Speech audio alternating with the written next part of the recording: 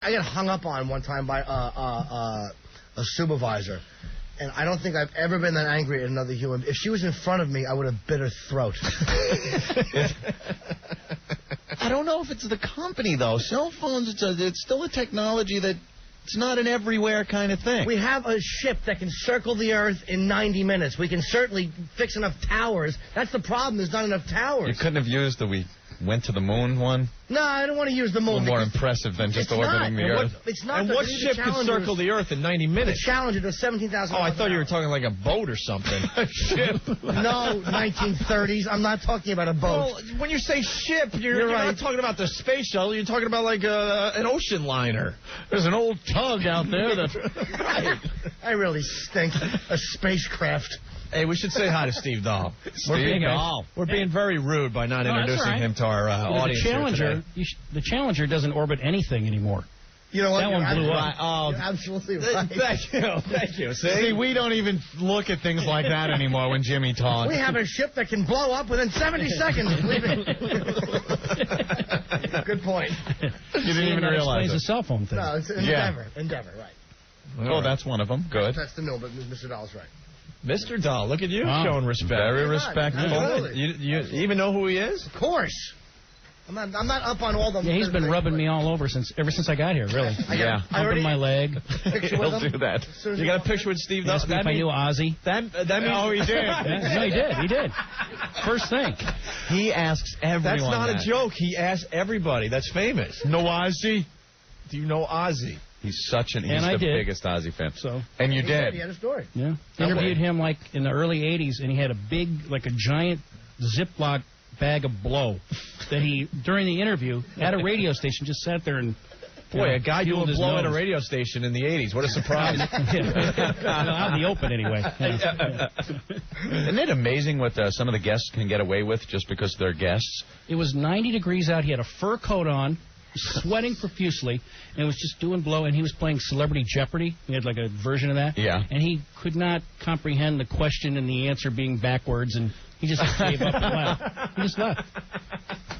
I don't understand this, man. How am I supposed to answer with a question if it's a question I'm being asked? I think I'll do some more blow. That's your hero, Jim.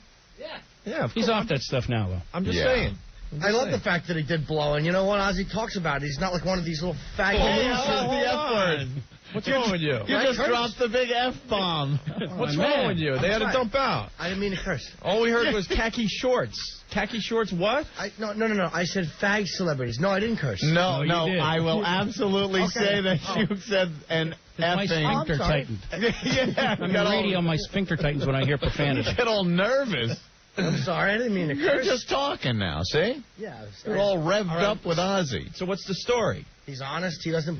A point I was making is he's not one of these little faggy nouveau rockers with a message. He's honest, and that's why I like him. That's the truth. I didn't have any joke. I just want to let you know. His message is he has no message. Exactly, but that's honest. He does blow, and he lives with his wife and his kids, and he's a good dad. He doesn't do blow anymore. Whatever. No, he's off that stuff now. Okay, this was back in the 80s. I hope so. Imagine how much he'd shake if he was still on it. Oh, man. That's like shaking, just trying to work his remote. He wouldn't be able to get it up into his nose because it'd keep falling off the spoon. Sharon!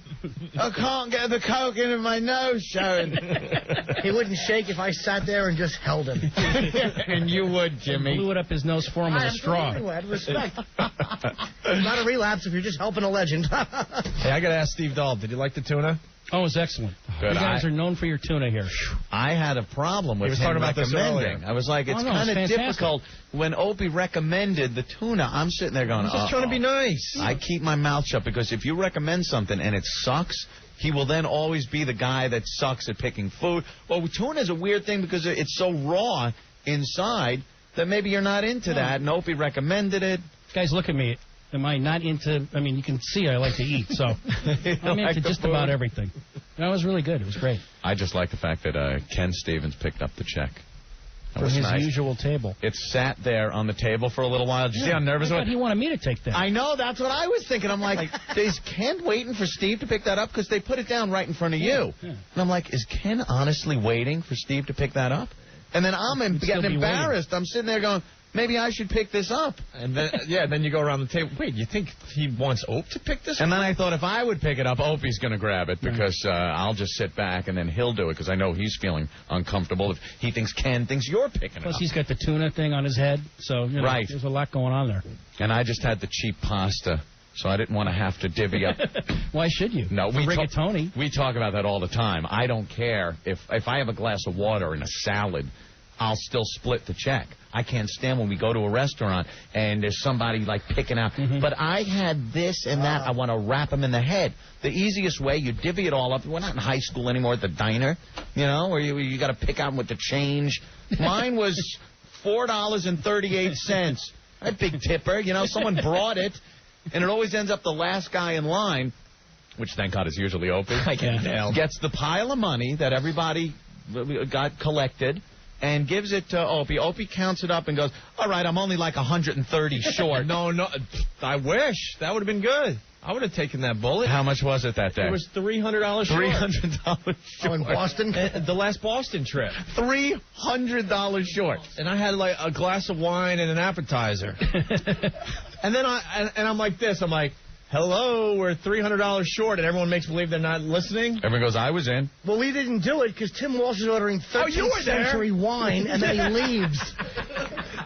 He was ordering some of Napoleon's private stock. He was. This wine, it was something like $100, $200 a bottle or something. It was at least $200 a bottle. And he's just ordering it up. Garçon! His girlfriend was drunk, and he's ordering this crazy wine. Yeah, they run out like Natalie Wood and William Holden, and we're sitting there owing $1,000. That's the truth.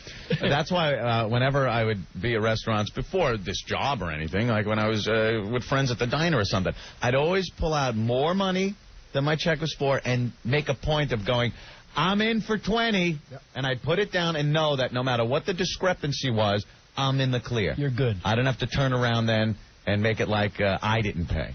Dude, Patrice, he's a comedian friend of mine, and a couple guys, the worst with that. Well, but I didn't need, you're an entertainer. Can you for once act like you're living good? Can you just stop being a cheap scumbag? And I hope you're listening, you awful tipper.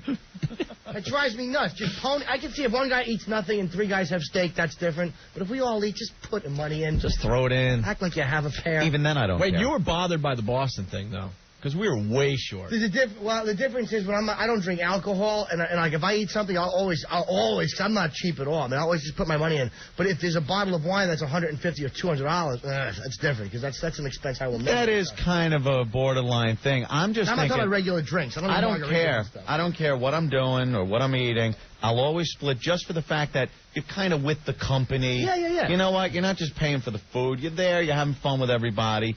Make it even. It's not as difficult. But it's their job not to order a $200 bottle of wine. That's it. If someone orders the $200 bottle of wine, they better go, I'm putting in the extra 2 beans for this wine. And then put it down. But those people usually don't. I understand if someone's buying a bottle, you're not drinking. But, I mean, when, $200 bottle of wine. Dude, if I'm on a date, that's different. I'm not talking about... Our bill was over $1,000 that night for just a few people. We had appetizers and this wine. That was it. Right next to the Boston Celtics. Yes. Before they lost horribly. I used to go out to brunch in Huntington, right there where Opie lives. Out to brunch and... you say where you live? Well, that's a mistake. That's where he used to live. Oh, all right. Wink, wink, nudge, nudge. Oh, yeah, Huntington. Yeah. Yeah, that's the place. And I was... Ted Nugent is my landlord. Hold on. Psycho Tim wants to tell his side of the story. Oh, please. Here's the $200 bottle of wine. We go over this all the time. Tim. What's up, dude? What's up? Well, you're right. The bottles of wine were expensive. Because Opie was giving me crap about the stuff that I bought before. The $30 bottle of wine was too below everybody at the table. You know what? In all fairness, the next day Tim made good. Oh, he did? Yes. Well, I had one other problem. My girlfriend was blacked out. So I had to get her to the clinic to get her stomach pumped. Stop it. No joke. Her eyes were like slot machines that night. Yeah, she becomes Chinese very quickly. Isn't it true that she crawled into your bed in high heels? Yeah. Yeah. Well, she does that a lot anyways, though. Yeah. Dude, I would kill for a relationship like that. They just drink until they can't even stand. You jump on, and they remember none of it. Yeah. Exactly. That's great. And then it only costs you half your money when you go to leave that relationship. But at least you know I made good, because I was sorry about the next day. I was truly sorry about that. No, it was all right. I've never welched on a tap No. like Tim doesn't care about money. That relationship's all hot and fun for the first 3 months. That's the difference. You Then bought the it ring. becomes quite a burden. You got caught up in how good it felt, and you bought the ring. I wasn't talking about me. Oh, yeah. Neither am I talking about you either. I'm just saying you, meaning theoretical you. I'm just talking about any guy that might be in a relationship with a girl that tends to get hammered a lot. You know, it's all well and fine at the beginning of the relationship. You're with the party girl, getting hammered, doesn't matter, wild. And then after a while, it becomes, you know, hey, I'm trying to watch TV and you're falling in the front door. You know, perhaps there's a problem. Exactly. You don't ever let them fall in the front door. Exactly. You get them. You buy liquor and you leave Boston cream donut on face and you boot out. But I'm too drunk to drive. Well, then you should have thought of that before, shouldn't you? Out. You're a hell of a guy, man. Psycho Tim, you done? Yep. PsychoTim.com, right? Yep. All right. Later, guys.